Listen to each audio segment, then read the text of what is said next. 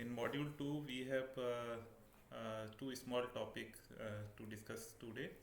That is material jetting and binder jetting additive manufacturing processes. Okay, these are two small you know topic for today's discussion, and after that we will close the module 2.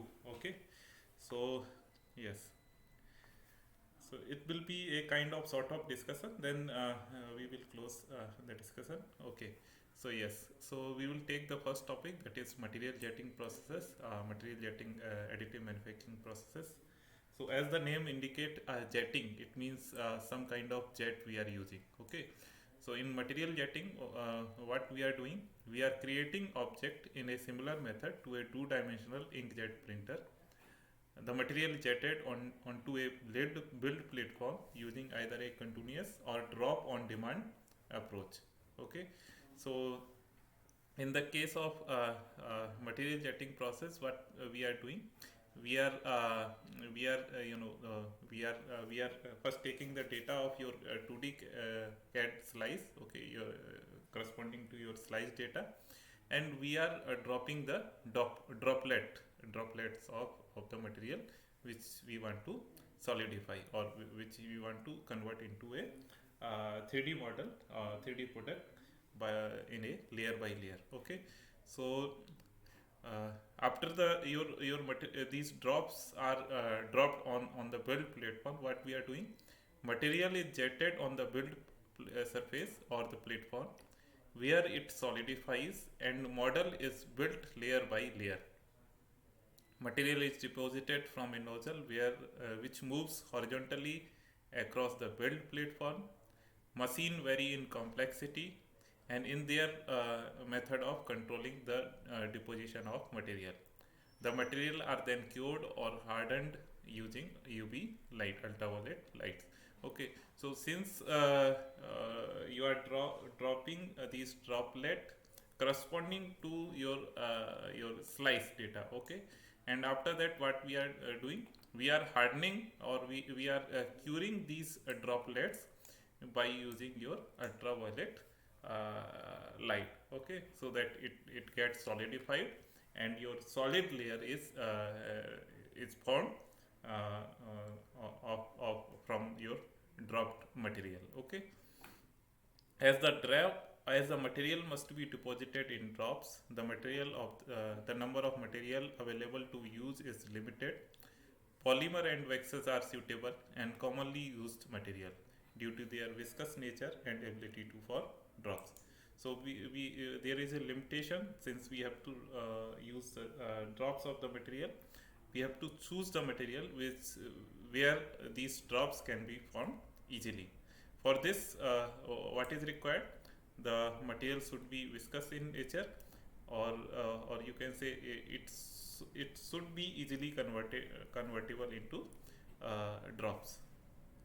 Okay, let us try to understand step by step about the material jetting process. Okay, so here you can see number of component. Let us see here. There is a UV curing lamp. You are having build material. Then you might be interested, if support you want to print the support material by a supports by a different material, then you can have support material. Then you have UV curing lamp, which is used to cure your droplets, or the liquid material. Then this is your leveling blade. Then this is your build substrate. Then this is your build platform, and this is the arrangement for your build platform. Okay, so how we move in the case of material jetting, we will try to see step by step in this particular figure. Okay, so the what is the first step? The print head is positioned above your build platform. Okay, here you can see this is your print head. These are your print heads. Okay, and these are positioned over your build platform. It is showing the part which has been already printed, which has been already created in a layer by layer.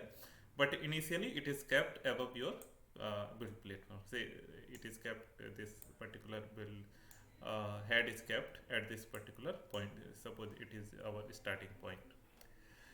Then droplets of material are deposited from the print head onto the surface where required using either thermal or piezoelectric method.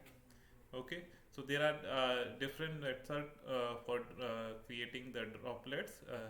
One is your thermal and another one is your piezoelectric. Okay, so by using these methods, the droplets are dropped on the surface of your build platform. Yes, since it is in it is heated, these droplets are heated, and once these droplets, and the temperature goes down, these gets solidified, as well as you may use your UV layer laser to cure these droplets. Okay, so the droplets of material solidified and bake the first layer. Further layers are built up as before on the top of your previous layer.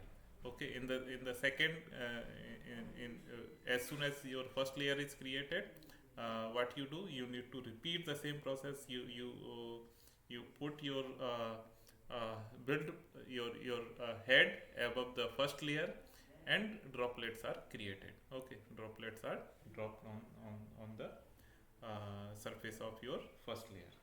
Okay,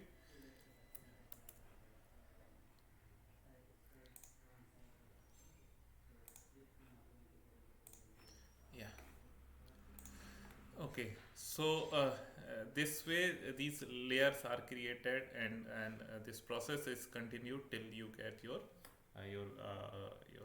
final product. Okay, your complete 3D geometry is created. Okay, the post processing includes removal of sulfur. Okay, so there may be post processing requirement. Maybe once you have completed the creation of, or the deposition of all the layer, you may require some post processing. Maybe, for example, you need to remove your support material from the printed part, and like there may be other requirement like machining or some surface treatment if required. Okay, yeah. Some more in some more elaborated way, this slide has been again presented. It is more or less the same which has been discussed in these two slides. So I will not read these two slides. Once I will share, I will expect you will go through this particular slide. Okay, like what is material jetting, what is drop on demand, and post processing requirement. Okay, yeah. Of course, coming to the materials, what the materials that can be that are used in a material jetting process are polymer and plastics. Among polymer, I have listed few polymers which are used in your material jetting processes. One is your polypropylene, STP, polystyrene, uh, PMMA, polycarbonates, ABS, HIPs. All these are the polymers which are used in your material jetting processes. Yeah. Yes. Next is your advantages and disadvantages of material jetting processes. So the advantages include the process benefits from a high accuracy of deposition of droplets, and therefore there is low waste. Uh, Although you can say, since these the unused droplets, the droplets which remain unused during the first layer, there that may be used in your that may be used in the creation of further layer, because these may be put in your like you have kept your build material here. Okay, so you may again put these unused droplets in your in the reservoir of your build material. Okay, This that is why it is written that there is low wastage, or you can say very less wastage is there in the case of your material jetting processes. Then the next advantage of the material jetting process is that it allows for multiple material parts and color and even multiple colors under one process. The disadvantages are support material is often required because yes, since you need to give or you need to provide some support to the droplets, so obviously the support material will be required. Then the another disadvantage is a high accuracy. A very high accuracy can be achieved, but materials are limited, and only polymers and waxes can be printed using your material jetting processes. Okay, so this is all about your a short discussion about your material jetting processes. Then we have next connected topic, that is the binder jetting type of additive manufacturing processes. Okay, so yeah, yes. First I will finish, then I will show one video related to binder jetting processes. Okay. The binder jetting process uses two material. One is your powder based material and another is your binder. Okay. So as the name indicate, you will be able to visualize how this printing process will take. We are having powder based material, that is material in the form of powder. Then another we are having the binder. Okay. Some kind of glue in order to you know make a adhesive bond between the powder particle. Okay, the binder act as an adhesive between powder layers.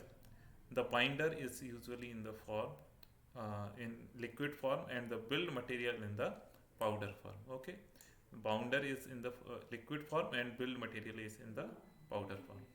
A print head moves along the x and y axis of the machine and deposit alternative layer of the build material and the binding material. Okay, so alternating layer means first you will put the layer of your build material, then you will put the second layer will be of your binding material, again you will your third layer will be of your build material, then fourth layer will be corresponding to your binding material. Okay, so this way this layer by layer deposition takes place, and your one layer of your powder based material adhere with the previous layer of your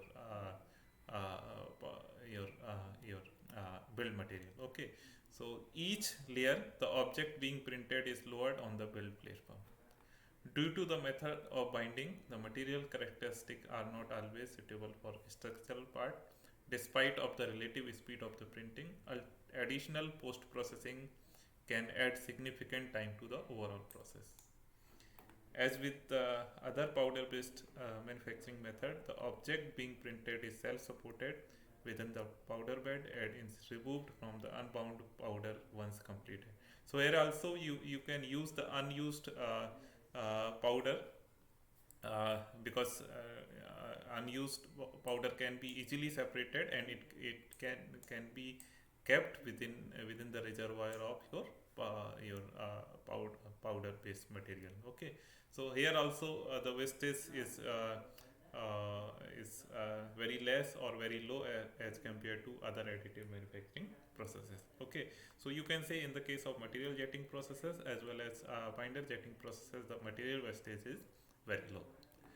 This technology is often referred as 3D printing because it was the copyright was taken by with the name 3DP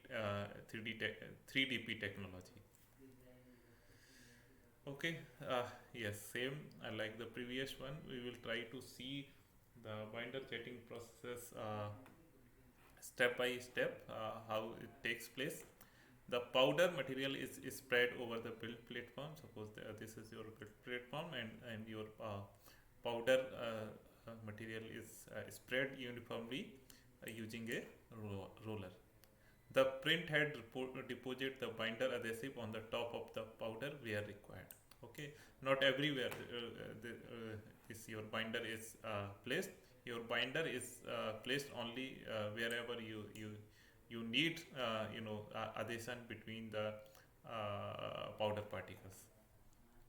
The build platform is lowered by the model's layer thickness, whatever may be the layer thickness or slice thickness of your CAD model.